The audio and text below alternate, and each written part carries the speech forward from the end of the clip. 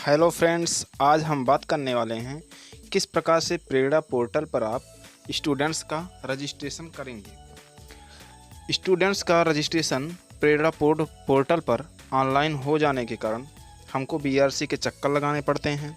यदि हमारे पास स्मार्टफोन है और हमें थोड़ी सी टेक्निकल जानकारी है तो हम उस टेक्निकल जानकारी का उपयोग करके अपने कार्य को हम स्वयं कर लेंगे और बीआरसी से दौड़ना भागना कम हो जाएगा। इसीलिए यह हमारी वीडियो काफ़ी यूज़फुल होगी आपके लिए।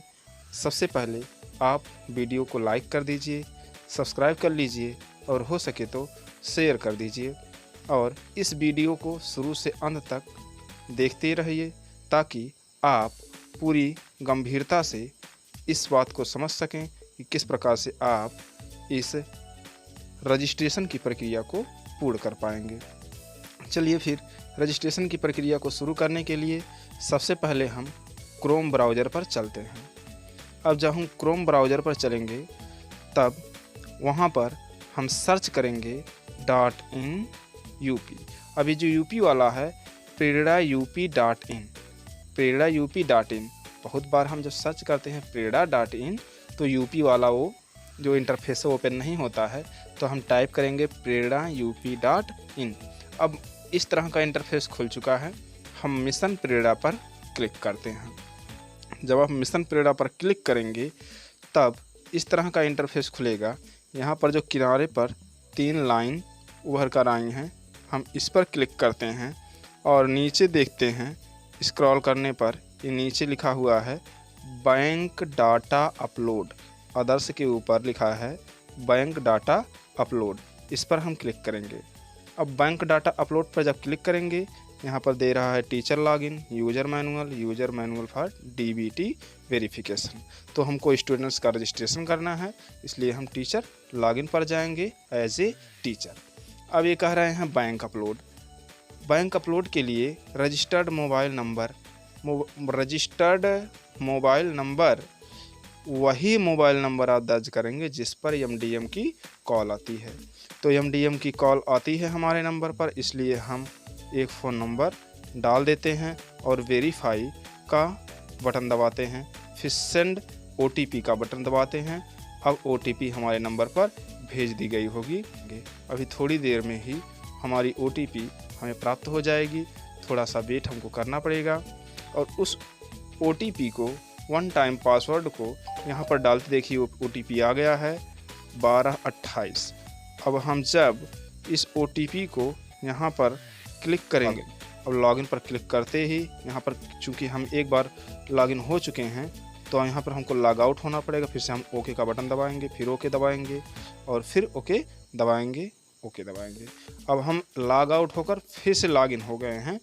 अब हम यहाँ जाएंगे, जो किनारे पर लेफ़्ट साइड में बाईं तरफ यहाँ पर 3 बटन दिख रहे हैं, 3 लाइन, तो 3 लाइन पर हम क्लिक करेंगे।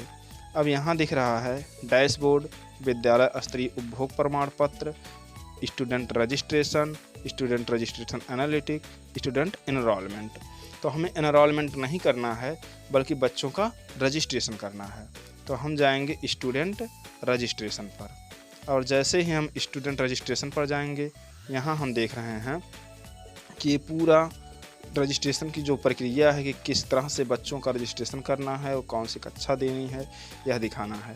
तो यहाँ कह रहे हैं कि यदि कंपोजिट विद्यालय PS to PS मर्ज है, मतलब PS को PS से मर्ज कर दिया गया है तो कक्षा 1 से 5 दिखेगी। यदि UPS को UPS से मर्ज किया गया है तो वह 6 से 8 दिखेगी। यदि PS को UPS से मर्ज किया गया है तो वह 1 से 8 दिखेगी। तो हम ये देख रहे हैं कि अब यहाँ पर पूरा स्कूल का बायोडेटा सब दिया जाए, किस ब्लॉक से हैं, कहाँ से हैं, कौन सी डिस्ट्रिक्ट है। तो हम यहाँ पर देख रहे हैं क्लास। अब क्लास के लिए हम क्लिक करेंगे यहाँ पर, तो लेवल 1 में कक्षा 1 के बच्चों का रजिस्ट्रेशन होगा, लेवल 2 में कक्षा 2 के, लेवल 3 में कक्षा 3 के। इस प्रकार से 1 से 8 तक के बच्चों का रजिस्ट्रेशन होगा। क्योंकि जो हमारा विद्यालय है और कंपोजिट विद्यालय UPS to PS है, इसलिए 1 से 8 तक की कक्षा शो कर रही है। तो हमें कक्षा 7 के बच्चे का रजिस्ट्रेशन करना है, तो हम लेवल 7 पर क्लिक करते हैं। लेवल 7 पर क्लिक करते ही यहाँ पर हम देख रहे हैं कि हमारी कक्षा में 11 लड़के हैं, 3 लड़कियां हैं और टोटल 14 लड़के हैं, मतलब टोटल 14 स्टूडेंट हैं और उसमें से क्या नाम है 11 लड़के हैं और 3 लड़कियां हैं। अब अगर हम इनकी संख्या के अनुसार इनकी लिस्ट देखना चाहें तो 14 पर क्लिक करेंगे तो कितने बच्चों का रजिस्ट्रेशन हम कर चुके हैं वह भी आ जाएगा। फिर हम बैक बटन क्लिक करेंगे और देख लेंगे। तो हम आगे बढ़ेंगे इन 3 बटन्स पर क्लिक करके रजिस्ट्रेशन वाले ऑप्शन पर जाते हुए, और हम देख रहे हैं कि यहाँ पर जब हम पहुँचेंगे क्लास पर तो हम क्लास में यहाँ पर क्लिक करेंगे लेवल 7। फिर अब SR नंबर सबसे पहले हम बच्चे का फिल करते हैं। तो SR नंबर हमारे जिस बच्चे का हमको रजिस्ट्रेशन करना है उसका है 213। अब हम उसकी एडमिशन डेट डालेंगे।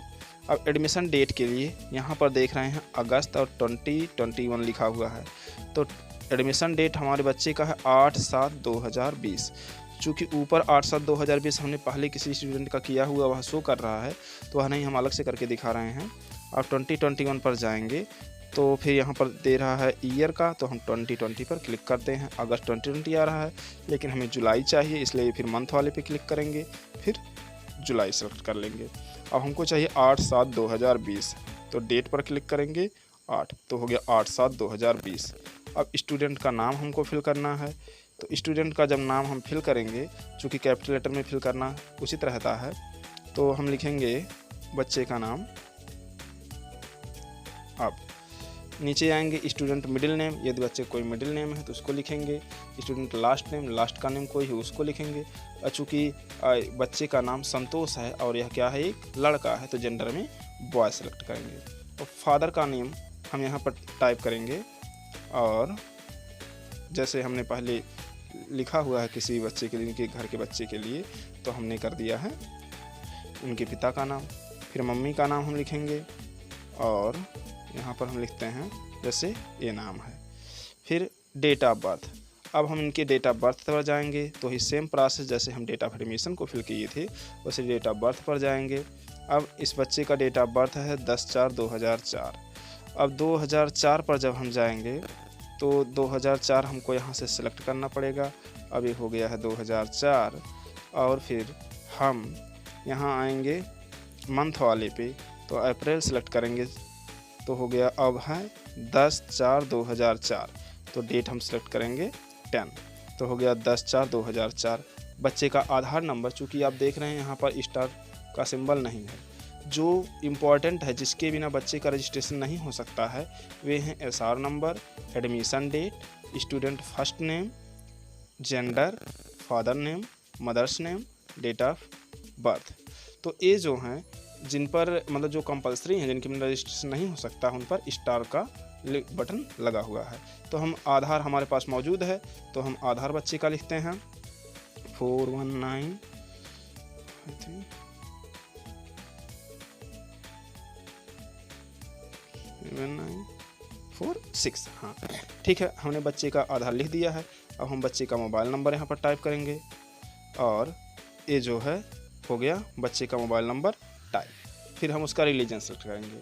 चूँकि बच्चा हिंदू है तो हम हिंदुइज्म लेंगे, बुद्धिस्ट है तो बुद्धिज्म लेंगे, क्रिश्चियन है तो क्रिश्चियनिटी लिखेंगे, मुस्लिम है तो इस्लाम लेंगे, जैन है जैनिज्म लेंगे। इस हिसाब से हम सेलेक्ट कर लेंगे तो हम हिंदू पे सिलेक्ट करते हैं। अब इनके घर के एक बच्चे का रजिस्ट्रेशन यहाँ हुआ है इसलिए इसका इंटरफेस पहले से दे दिया कि इसका रिकॉर्ड पहले से है। तो अब यह मोबाइल नंबर चूँकि कनेक्टेड है इसलिए हम ये जो बगल में क्रॉस का सिंबल उस पर क्लिक करते हैं और हम सेम फैमिली नंबर S पर क्लिक कर लेंगे।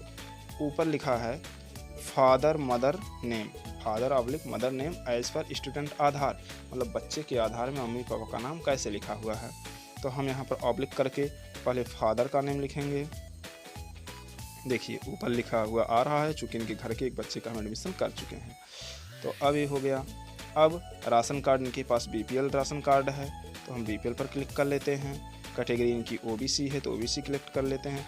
इज CWSN स्टूडेंट, क्या वह विकलांग बच्चा है किसी प्रकार से, तो हम चूँकि बच्चा विकलांग नहीं हम नो पर सेलेक्ट करते हैं और प्रोसीड टू सेव कर लेते हैं। अब इस बच्चे का रजिस्ट्रेशन प्रेरणा पोर्टल पर हो चुका है। अब हम ओके का बटन क्लिक करेंगे और अगले स्टूडेंट के रजिस्ट्रेशन के लिए आगे बढ़ जाएंगे। अब हमने ओके का बटन क्लिक कर दिया है तो देख रहे हैं कि फिर वही इंटरफेस खुल गया अगले बच्चे के रजिस्ट्रेशन के लिए। तो इस तरह से आप बड़ी आसानी से किसी भी बच्चे का रजिस्ट्रेशन क्रीड़ा पोर्टल पर कर सकते हैं। तो हम बैक का बटन दबाते जाएंगे और यह क्या होगा, हम आ जाएंगे पुनः पहले वाले पेज पर। उम्मीद है आपको यह काफ़ी हेल्पफुल लगा होगा और इस वीडियो को देख कर आप अपने बच्चों का, स्टूडेंट्स का रजिस्ट्रेशन अपने घर बैठे या विद्यालय के वक्त ही उनका रजिस्ट्रेशन कर पाएंगे और बार बार आपको BRC पर दौड़ना नहीं पड़ेगा। एक बार पुनः आपसे आग्रह है कि आपको वीडियो को लाइक करें, शेयर करें और सब्सक्राइब करें।